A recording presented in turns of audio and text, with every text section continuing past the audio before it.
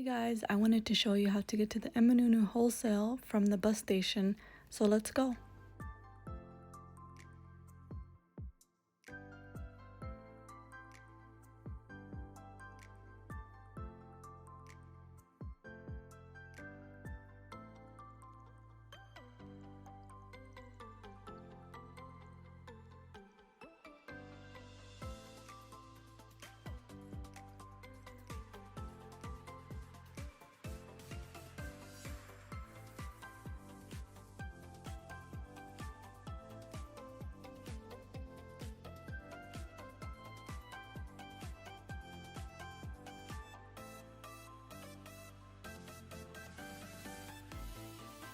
The boats and the bridge should be on your left side before we enter this tunnel.